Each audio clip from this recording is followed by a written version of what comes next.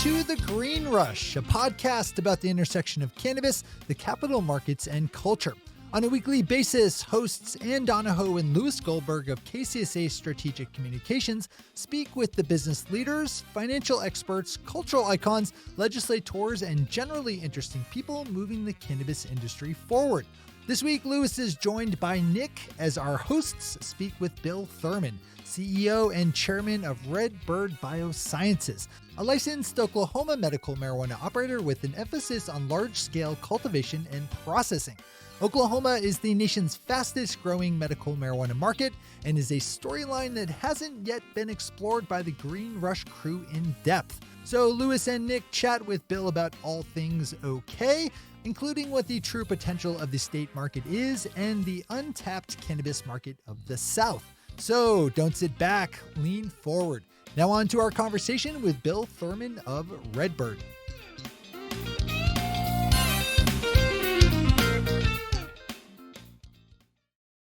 Welcome to the Green Rush. It's a real pleasure to have you on. Full disclosure, Redbird is a client and has quickly become one of KCSA's favorites.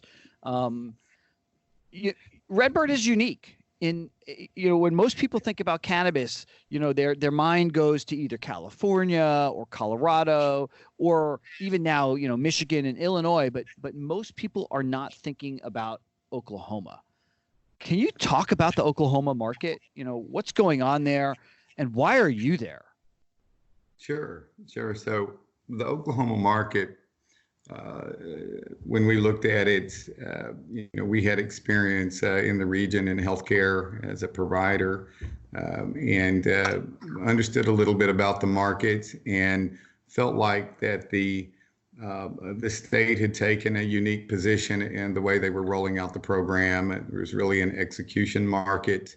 The dynamic of Oklahoma is it's a lot of small towns. You don't really have to drive a long distance to get from each town to the next. And we liked the fact that we felt like that a robust program would grow very quickly there and that they'd have an open distribution market that would allow for basically every community to have retail opportunities and be convenient to the patients and really cover the state in a unique way. Well, and that's exactly right in that it is a medical market when you talk about patients. And the market is, I wouldn't call it unique, but it is definitely different in that it has a form of reciprocity with other states. So I have a card in New Jersey, and if I was coming or when I come to visit you guys, I can reach out to the state and get a reciprocal card. How important do you think that reciprocity has been in the unbelievable growth that the state has seen in sales? I mean, according to the Oklahoma Tax Commission, sales tax just in Oklahoma was $258 million through the first 10 months. And, they're looking at your state to eclipse over $350 million in tax receipts for the calendar year 2019. Is that reciprocity a large part of that? Or would you say that the growth driver has come from the endemic patient pool in the state?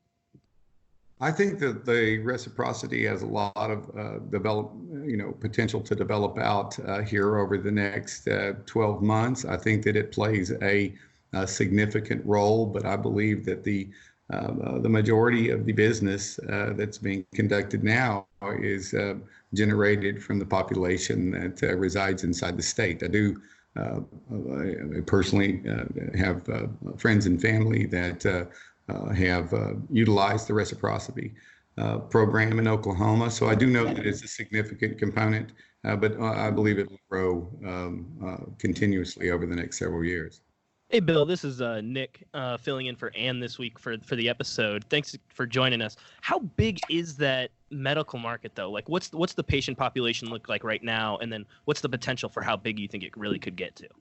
With Oklahoma's patient population is over 220,000 already. Wow.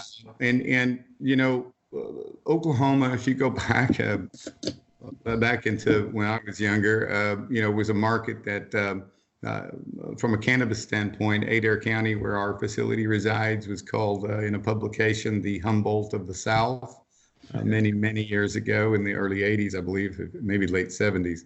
So Oklahoma is a state that has good, solid familiarity with cannabis and the benefits of cannabis for a myriad of uses, including personal enjoyment.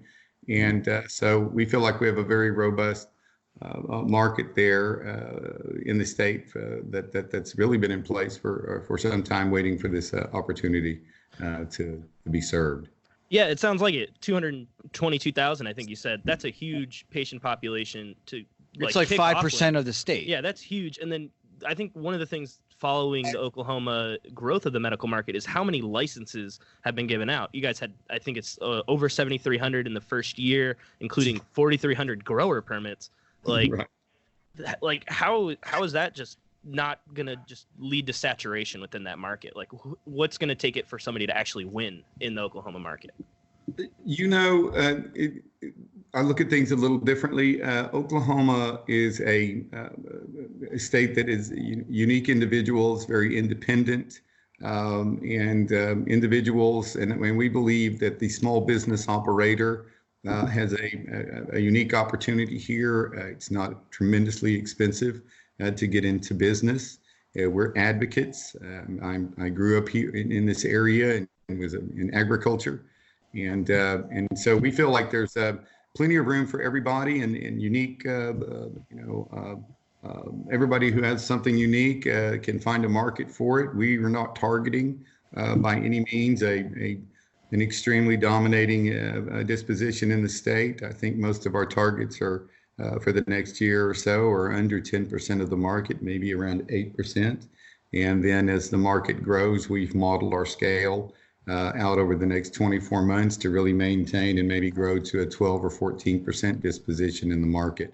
And so I think there's tremendous opportunity for people with talent and passion to come and operate a small business that can make a wonderful living. You guys are physically just north of Texas. How much of a stalking horse is Oklahoma to get into the Texas market? I mean, to your east is Arkansas, which is a really small market, but south is Texas, which is probably the biggest untapped cannabis market in the country. What do you see happening? As you guys build out in Oklahoma, where does Texas fit into your calculus? Well, Texas has always, obviously, since most of my career in healthcare was in Texas or emanated from Texas operations, headquartered in Texas. My partners are physicians and primarily out of Texas. We feel like with our healthcare background that would be a market that we would be moving towards. I'm not sure what the trajectory for the Texas market to open up fully is. I think that'll be maturing over several years, but basically related to our experience in chronic care and end of life, palliative care, pain and symptom management, we feel like there's a tremendous opportunity for us to pursue. At first, a relatively small footprint, providing pharmaceutical grade medicine via doctor of neurology that's a partner of ours. That's already one of the 7 licensed physicians in the state, acknowledged as an expert in the field of the use of these compounds for neurological purposes. So it's on our radar, and we're working hard today to prepare for that. But this is people, I don't know that, I think once they get into it, they realize what a extremely difficult and challenging process it is to actually develop a business in this rapidly evolving space and to do it at scale. So Oklahoma is our focus today, but we do look forward in 2020 to following our plans to do some work in Texas. So I got one more question about Oklahoma, and then we'll get into Redbird. Nick had mentioned how many licenses have been awarded in the state. some of the biggest MSOs are sitting right alongside of you. None of them are as nearly built out as Redbird, but Curaleaf has a license, Acreage has a license. How do you look at these guys as they eye up this market? Oklahoma is the fastest growing medical market. The average ticket price per patient is among the highest in the country. So even though the overall potential market may not be as big as Illinois, it is a much more robust market. And for MSOs that are needing to generate revenue now, Oklahoma is as good, if not better, a place to be focusing. So when you look at the Acreages and the Curaleafs, the GTIs, the Crescos, are they significant concerns, or not concerns? Well, again, we've reviewed the addresses associated with those licenses and really don't see any current development going on. We've been to the address associated with Acreage, and there's just really nothing there but an empty field. The process that, at least from my experience, to ramp up to scale that should exceed 30 tons within just a few months is no small feat. So we feel like we have a significant head start. We were very blessed when we were able to acquire the Tyson complex. It was really, as many as our consultants came and said, it was almost like it was built for it. We've used major contractors associated with the food industry and the pharmaceutical industry to drive forward our retool at really, I guess, almost a record pace. We started actual work on the facility in December of last year, and we'll be launching the complex-wide operation in about 45 days. Yeah, so can you expand on that Stillwell Tyson facility? That's a really interesting story. I know it's something that we know on the back end, but can you walk us through that a little bit deeper? Sure. So way back in my career, I was involved in USDA, FDA production of CN labeled, that's child nutrition labeled products for the public schools, and had familiarity. I come from a large-scale commercial agriculture, working with Tyson under contracts as a teenager and college student and little boy. And so I was aware of this facility. It was originally built by Hudson Foods. Tyson purchased Hudson Foods in the facility in the late 90s. And so we have, upon completion, we'll have 100,000 square feet of production, about an acre of indoor grow, and pheno lab, outdoor grow. The property was designated first as an enterprise zone under Clinton. Then, as we trailed through Trump, it's an opportunity zone. We have really limitless power. Power is very different here. And so while we're looking at rates in California, 14 cents a kilowatt hour, we're in the 4 cent a kilowatt hour range in our opportunity zone. We have unlimited water resources. And so we looked at it and felt like that it was really perfect for this. It's tremendously scalable. It sits on 38 acres, all designated as an enterprise and opportunity zone. And we feel like that a lot of luck was involved when we took over the facility. It had been closed for some time, but every aspect of its operating platforms, it's tremendous power and dedicated water and sewer and water treatment. It was just really amazing that the property just lit right back up. We just really had to come in and build out the grow aspects, the processing, drying, curing, vegging, tissue cloning, culturing, cloning, phenolab, breeding, and but we were very fortunate. The building and the property was, in good order. So it's an amazing When I look at it, I think it's beautiful. It sits out in a wonderful country setting in Stillwell. Now we have a great little town there with about 5,500 people. The plant employed originally under Tyson about 400 employees.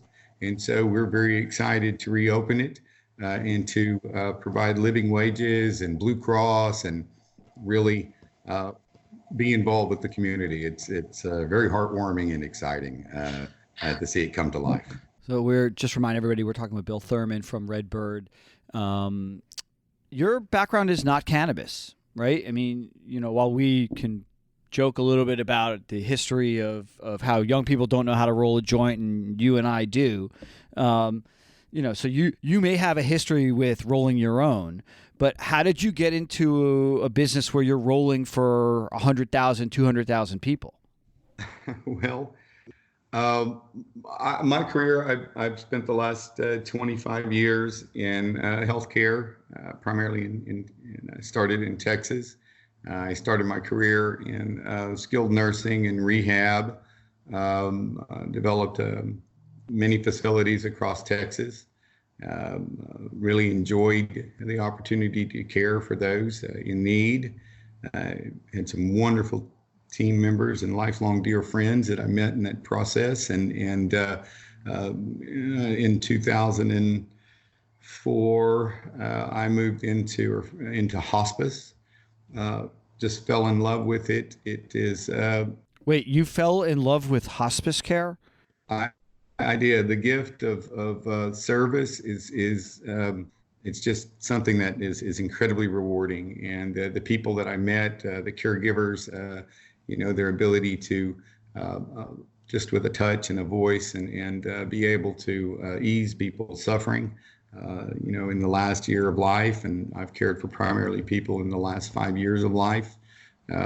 Developed hospice all across Texas, Michigan, Indiana, and it's just the opportunity. You meet so many incredible people, you get so many wonderful life stories, so much wisdom, and then the gift of serving them and having an impact at that difficult time in life, and the people you meet in that industry. It was the most rewarding thing I've ever done. And so when we looked at this property, and I called my physicians in palliative care and oncology and my friends in Houston, and I said, what do you think? And they said, let's do it. And our hope is that this plant and its myriad of strains and varieties holds so much promise to help people suffering from pain and difficult symptoms that are difficult to manage. The polypharmacy issue and the use of opioids and other compounds create comorbidities, and they stack on each other, and it's been a difficulty for physicians for decades because their armamentarium to address these issues is so limited. And these compounds, we've done studies with Rand on what we can do to better serve these people, and really at the heart of it is a sense of love and well-being. It's not really that complicated.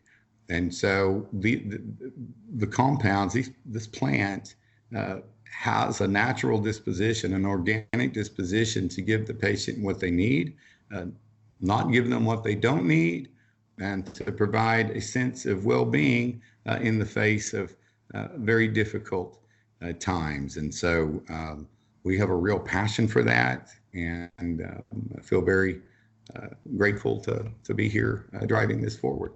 So first of all, thank you. We've talked to a lot of people in the cannabis industry, and the ones who have an authentic both respect for the plant and the understanding of the current and potential medical value of it are the people who tend to do better in this industry. And your background as an historic healthcare executive, somebody who has made a lot of money in healthcare, a lot of people would kind of look askance at you saying, this is a carpetbagger. But the way you described your experience, with hospice care, and how it translates into cannabis, I hope will give people the same level of comfort it gives me, because I've not heard you tell that story that way before. And as a child of a parent who went through hospice care, it is truly a gift, not only to the patient, but to the people who are around that patient. So taking that same ethos and applying it to cannabis, I think, is clearly one of the things that differentiates you in Oklahoma. We feel so in healthcare, and with my team of amazing people I worked with, when we dove in, and the mission is just, when you open your heart to it, consumes you, and you really don't sit back in any given day. And it wasn't as, I'd like to say I was really brilliant and built this great concept start to finish to build this company that I built, and with wonderful people. But really, it was just the day-to-day of trying to be best, and to, you have one chance in end of life to make a difference, and to make the process the best it can be. And so it was just really one day at a time, coming together with amazing people and dedicating ourselves to that. And then we just would look up and go, my gosh, look at what we've done. And I look at this industry similarly. I think that even in Oklahoma, the quasi recreational nature of maybe a lot of the utilization, it doesn't matter to me. I think it's a wonderful opportunity for someone to relieve stress or anything else. Life is hard. And so the bottom line is that we see that the cash flow opportunities associated with the state of the market right now provide a unique model for reinvesting in research and in a whole host of opportunities to refine dosing around specific symptoms or disease states, to do studies, work with our wonderful physicians and physician partners, and organic chemists and advisors to come in and do what we've done before in healthcare. I've done N+1 study, N=1 studies, and I think that we're really given an opportunity here to not have to sit for 15 years losing money trying to study something. We can create a viable, successful, sustainable business that contained within the revenue opportunities, if managed correctly, will provide a tremendous amount of resource to dedicate to advancing this plant and its amazing potential to help a lot of people. So again, reminding our listeners, we're talking with Bill Thurman from Redbird. Bill, I really appreciate the sense of compassion and community that you really talk about the industry. And so with the team that you've built out with healthcare experts similar to yourself, what does 2020 look like for Redbird now that you guys have the Stillwell facility, you have your management team in place? You're obviously in a position to be a market leader in Oklahoma, but how does that transition to the growing national market? Do you guys have plans to I know we talked about Texas, but there's obviously close recreational markets in Illinois and Michigan, and there's going to be some ballot initiatives coming up in states like Arkansas, Mississippi, and Florida kind of near you. What does 2020 look like for you guys? What are you eyeing, and how are you looking to grow? We'll be launching this complex at its first phase capacity, which is large scale. We should be able to achieve somewhere around 60 to 100 pounds of raw material for throughputs a day very shortly as we turn into Q1. We'll establish our distribution network, our sales.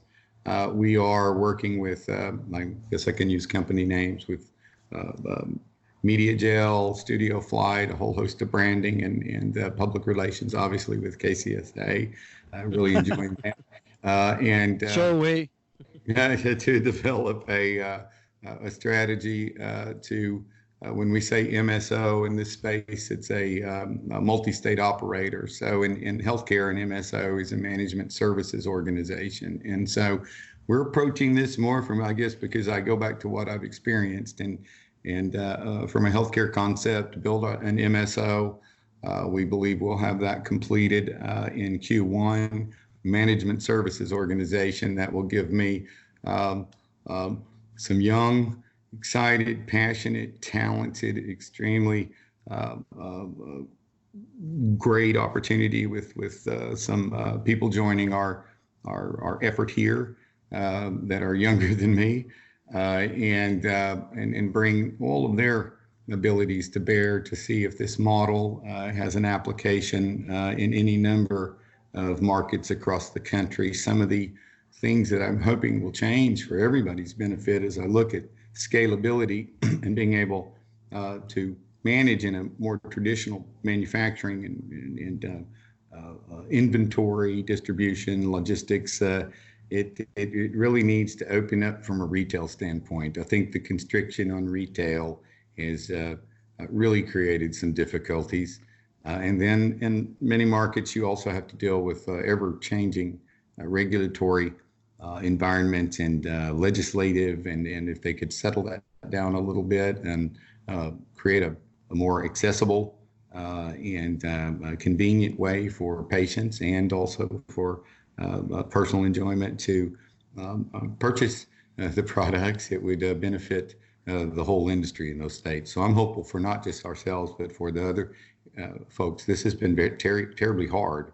And so I know the hard work that they've put in paving the way in this industry. And I know how difficult it is at the scale when you struggle on where do you go with it. And then you have to try and configure a company that owns every piece of it in order to have a sustainable market. That's a terrible challenge on these groups. I heard some great stuff when I was in Chicago from, I listened to a wonderful company, and I can't even remember which one it was. I love the guy they put up there, but I was just amazed at how thoughtful and how hard they were working, how difficult it was to reach cash flow and stabilized revenues. And I know how painful that is from a lifetime of starting companies. And so I'm hoping things will change for everybody's sake across the country to create a much more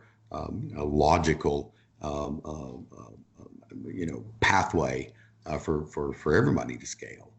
Yeah, you mentioned legislation there.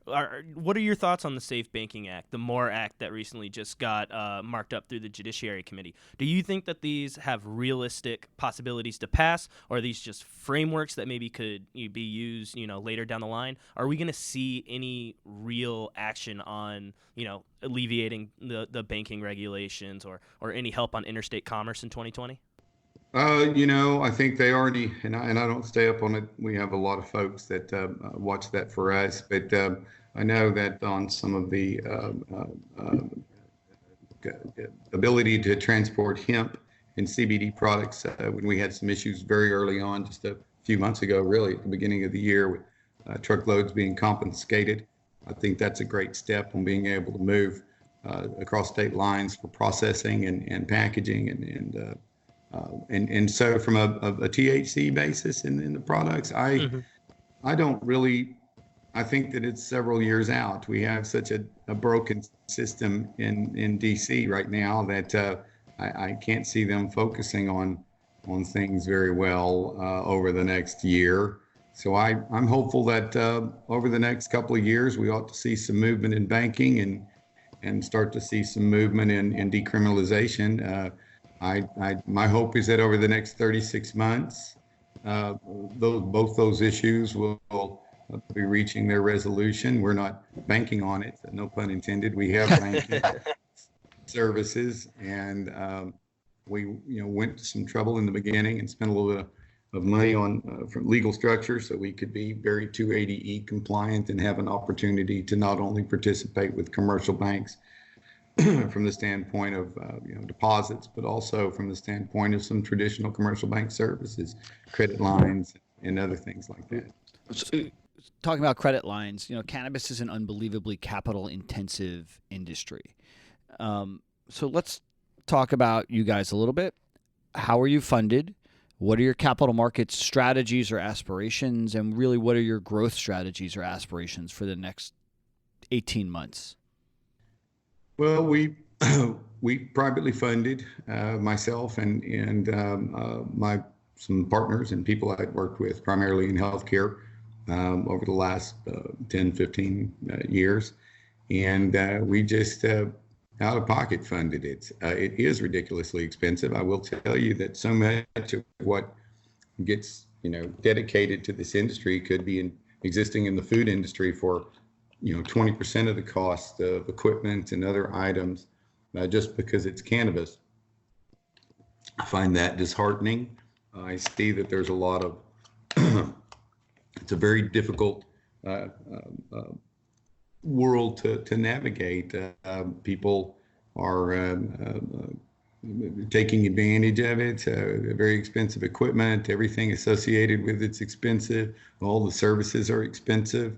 When we got into this, if I would not be here in this if we hadn't been, lucky enough to acquire this complex, a fraction of what it would cost to build. We were fortunate enough to pick up a $30 million complex for, about I believe 1.85 million for the complex and all 38 acres that went with it. And it really did not require, because it was in good shape and had so much power and water and sewer and infrastructure, did not require the kind of expense that you would have to outlay to build from ground up. In addition, it's not a metal building. I tend to look at many of these operations where it's a fairly heavy industry as you process and with the agri component to it. And so a traditional metal building with, wood studs and sheetrock and FRP glued to it is not going to last very long. So we were very fortunate to get a cast in place, 18-inch thick stainless steel, post-tension industrial building that was built to last, I guess, forever.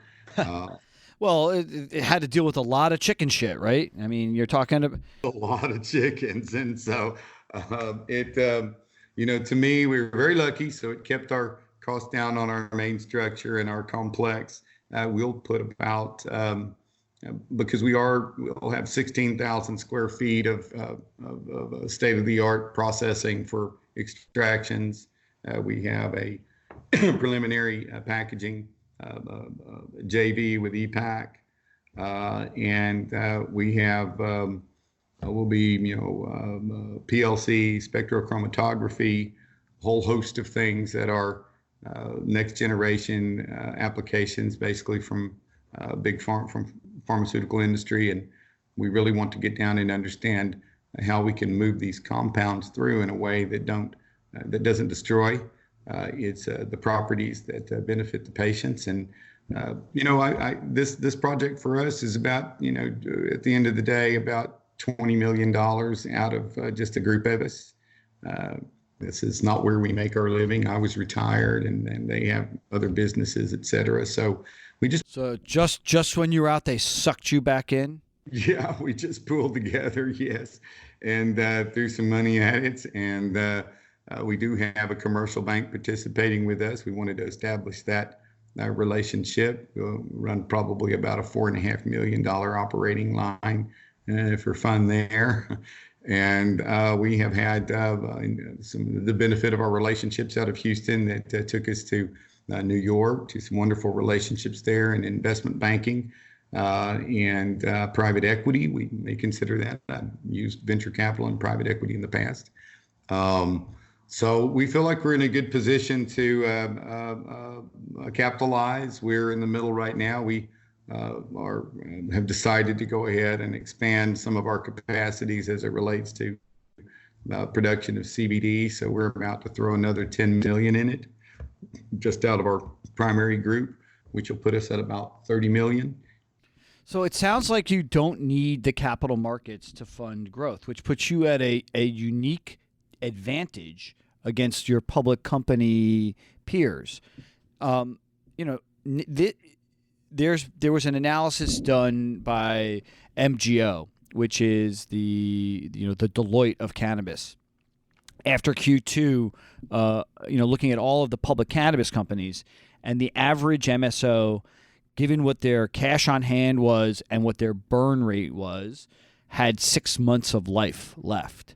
Are you starting to look at some of the other peers in the space, whether they be companies that have licenses in Oklahoma, adjacent states, or in states that are farther afield as potential acquisition targets? I mean, as we said, cannabis is capital intensive, and when you seem to have access to either no cost or very low cost source of capital, puts you in a position, the catbird seat, right, where you're looking at the canary and saying, which one of these am I going to eat? Are you hungry? Yeah, unfortunately, I haven't. I'm trying to curb my entrepreneurial nature at this point in life, hoping that I'll not be one of those heart attack victims. But yes, I have a hunger for it. In healthcare early on, a lot of what I did came from some of the rapid changes in healthcare back in the 90s, from the late 80s to the 90s, and created, as they changed from cost reimbursement to prospective payment systems, created a lot of difficulties and challenges for many operators. And I was able to capitalize on some distressed asset acquisitions. That's really the foundation for putting our management services organization together, so that we have a platform that has the bandwidth to do due diligence while we're operating in Oklahoma, and to explore thoroughly opportunities that might or might not make sense. And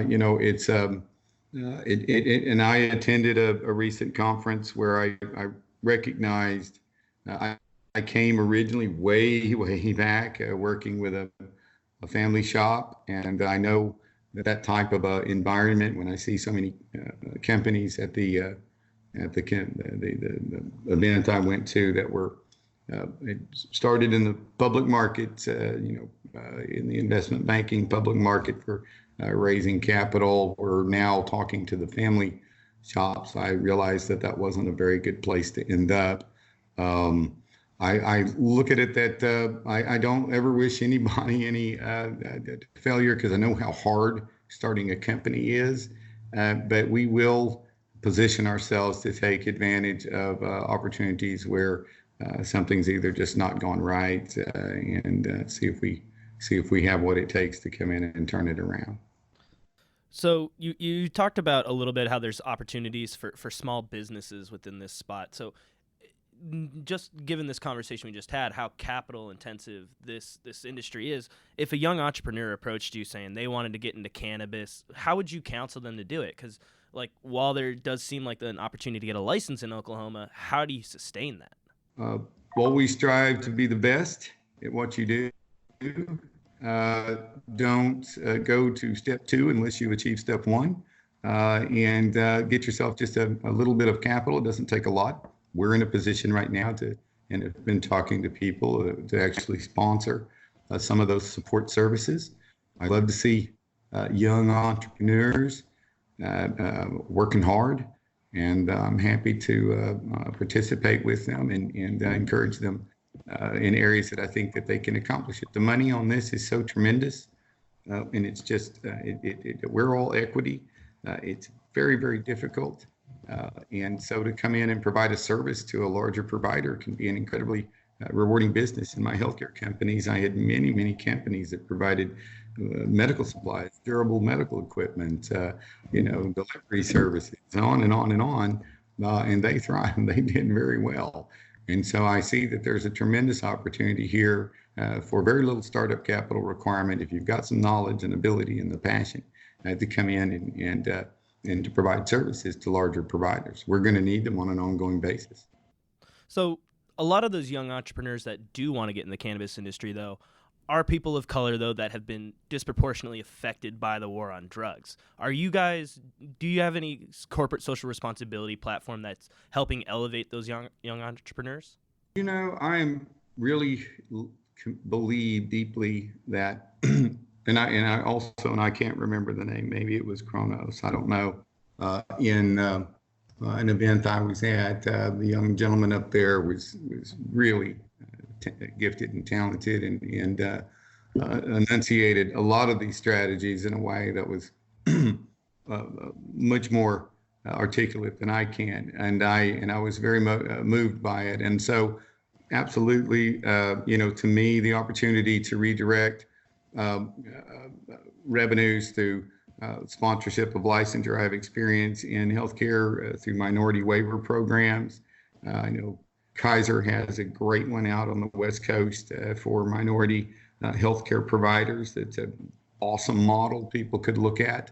And to be able to bring a very, very thoughtful sponsorship to the communities for jobs, for revitalization, for a whole host of things that I think are very, very important. You combine those with expungement of certain types of felonies and training, and I think that the translation ought to come over to some great new programs in healthcare in the math and sciences areas. So we do have some preliminary connections in the STEM programs, and with another group out of Houston that is involved in a pilot across 3,000 patients. I'm sorry, so used to healthcare.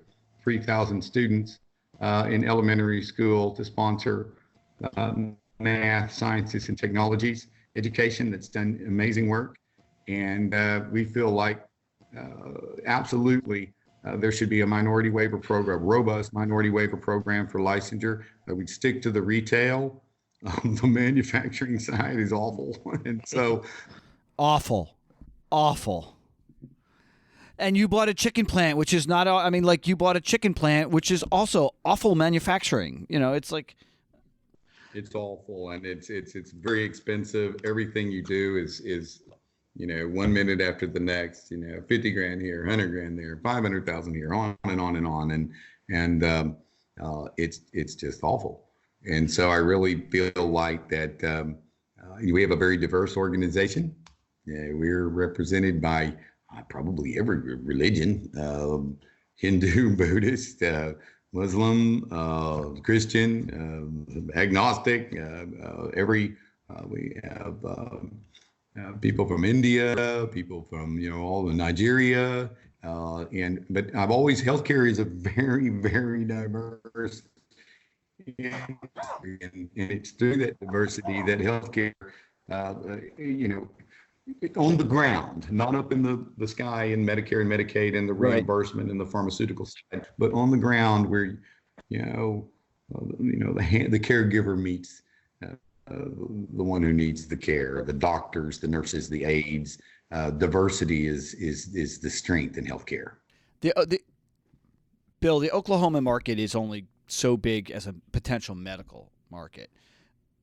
Do you think that the state will go adult use soon, or is this years and years down the line?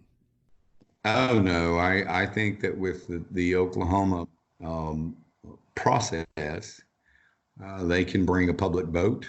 They draft the legislation.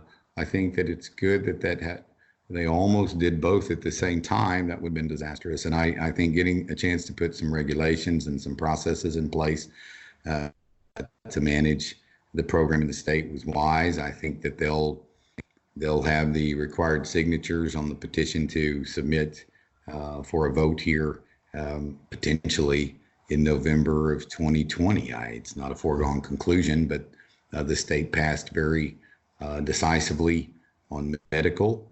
I think that with the surrounding states either having slower disposition to evolve and change, that there's a tremendous tax opportunity for Oklahoma, for education, for infrastructure. And so I think that as we move through 2020, it's possible that we could see a vote brought to bear. Is your long-term goal to dominate the country, to be acquired, to just be Oklahoma? I mean, where do you see the company in the next few years?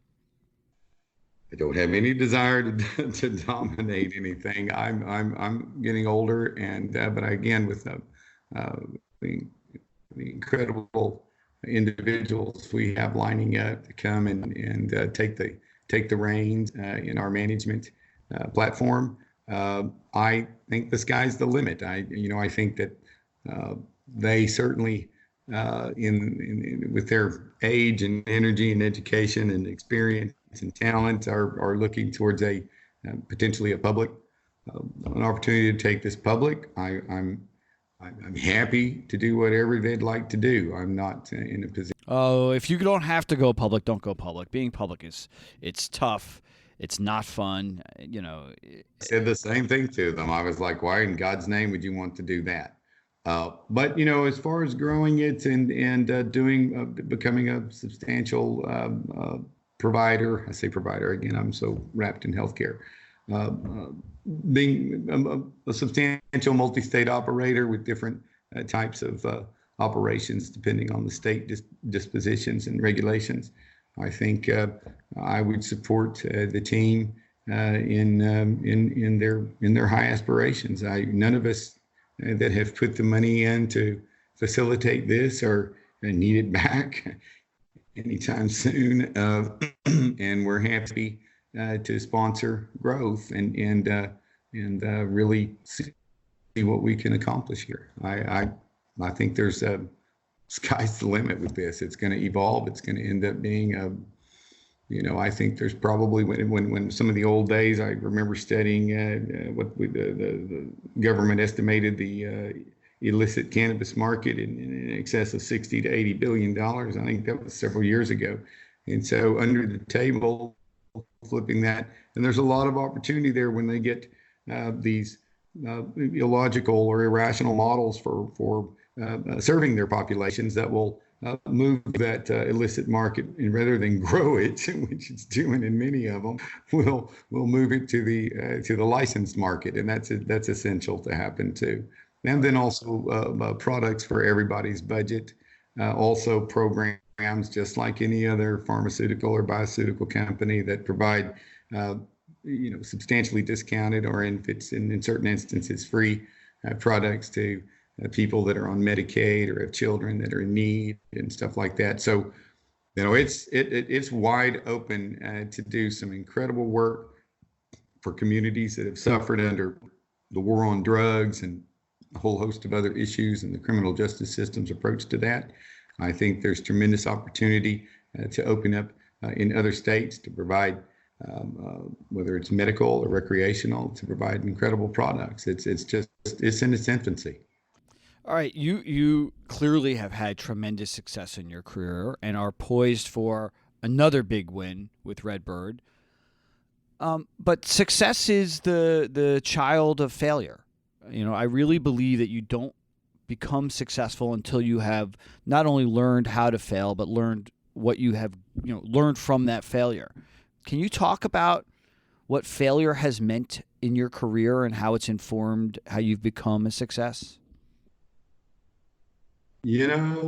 Failure, from my standpoint, personally, so everybody's experiences are unique to their own journey. And so I was very fortunate. I had one of my oldest friends that geriatric nurse practitioner, and she's Chinese. And she said, you have so many nines in your life. There's nines everywhere. You're so lucky. She still teases me. We've been friends since the first rehab hospital I took over when I was very young. And so I was very lucky, but where failure came into play was more my own personal maturity and how I handled success. And so you can make a failure out of success. And I see that all the time.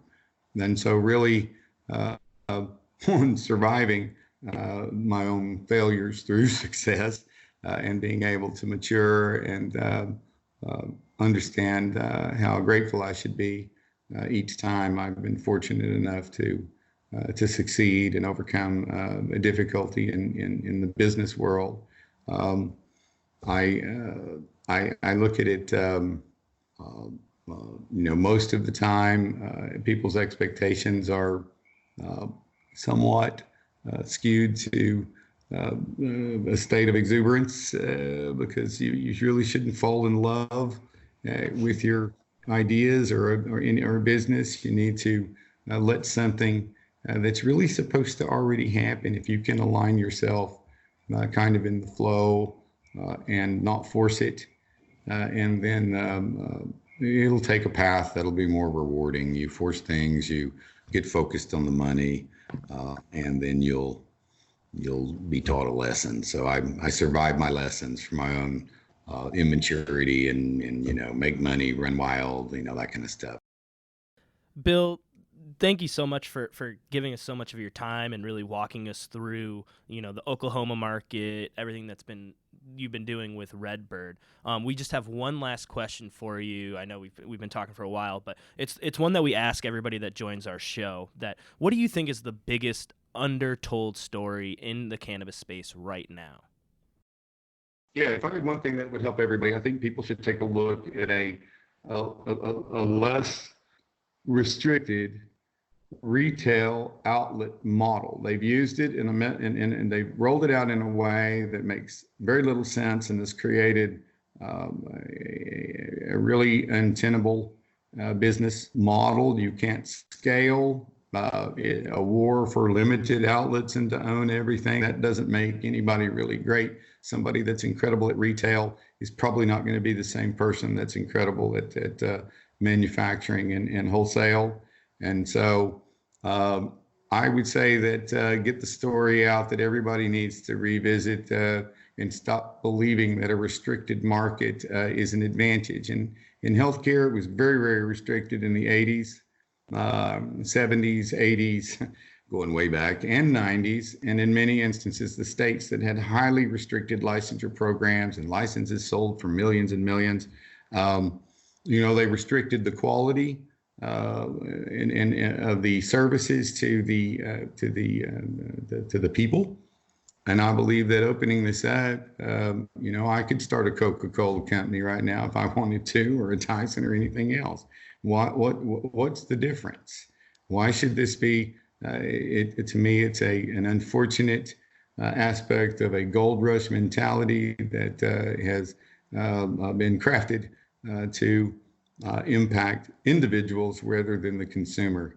And so I would say, look at Oklahoma's open distribution market, look at the fact that consumers deserve choice, and look at the fact that execution drives quality. And that would be my story. I'd read that story. A special thanks to Bill Thurman, founder and chairman of the board of Redbird Bioscience. Who knew that Oklahoma would be so interesting? As always, if you want to chat with us, you can find us on Twitter with the handle @_GreenRush or on Instagram @TheGreenRush_podcasts. It's a lot of underscores. You can always drop us an email. I'm looking for more hate mail. I haven't got one in a while. You can email us at greenrush@kcsa.com. We're always looking for your feedback, guest ideas. Please take a moment to subscribe to The Green Rush in your favorite podcatcher. Give us a rating and review. The more people who do, it makes it easier for others like you to find us. And as always, that's a lot of as alwayses, but I really do appreciate the time that you take to listen to this show. They can be long, they can be circuitous. Hopefully they're entertaining and educational. But the time that you give us is time that you will never get back. And I truly, deeply appreciate that. It is the greatest gift that you can give me, Ann, Nick, Shay, the entire Green Rush team. And with that, that's one take, Shay.